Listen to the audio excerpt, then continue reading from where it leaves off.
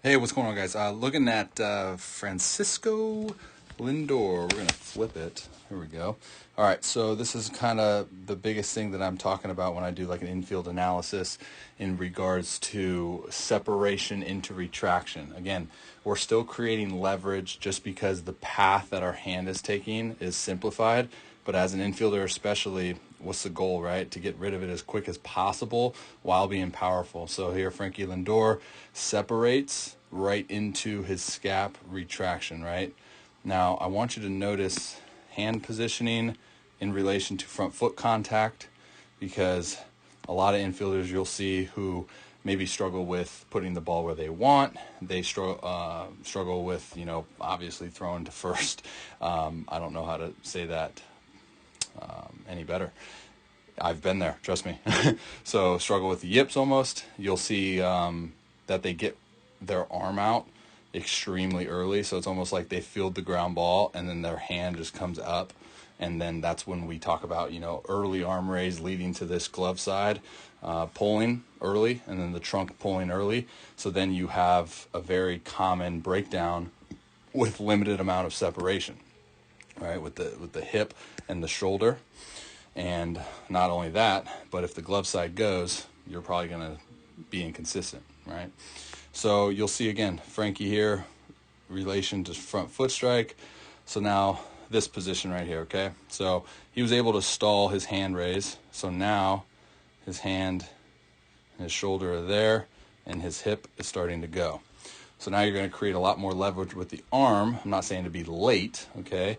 But you're going to create a lot more leverage when this arm comes through, and now you're creating a lot more separation with the hips, okay? So as I mentioned, even though it's separating into that retraction, he's not creating a ton of hand leverage, he's still making use of his body while he throws this baseball, okay? So you'll see right there, it's really, really good freeze frame right there. And then now he's going to go, same thing, right? So now we see the hips really going, but what has the shoulder done? What has the arm done, right? Not really anything. It's still kind of staying in that position, which is creating this torque, rotational energy, right?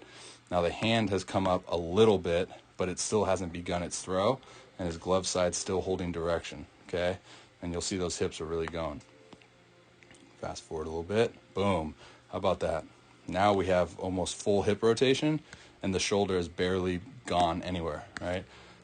So now we're creating a ton of rotational energy. Now this is where we come into leverage, okay? This is where I argue with guys that say you need for pitchers specifically, you need a long arm path or a long hand path to create more leverage. I get it, but your leverage is coming from the use of the body. And now as the arm goes through, you just basically let go of this band, right? You let go of the rubber band, it snaps, and then boom. So now when we throw, okay, we still maintain glove side, all right? So we still hold direction. If that glove side were to fall out here, as I mentioned earlier with the early trunk rotation, what would happen, right? We're not gonna be able to hold that direction. Our power is not going to be going up the chain through the target, right? We're going to be pulling off, and it's going to go this way. And then this finish is perfect. All right, so good finish, good decel.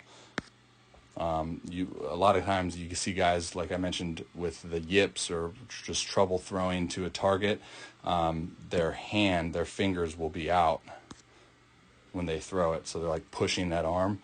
Lindor does a really good job of getting to that position and then just allowing that arm to just go as a byproduct, pulls that arm through, right? That's creating freedom, pulls that arm through and then finishes it.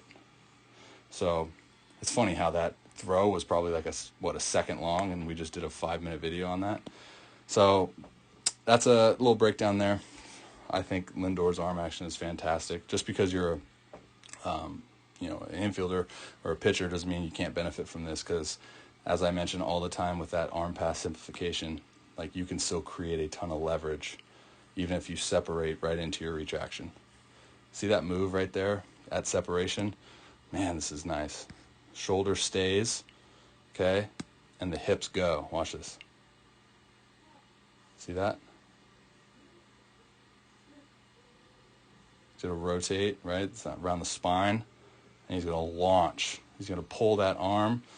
So when he pulls the arm, he's using the pec. He's using the lat. He's using these big muscles, okay?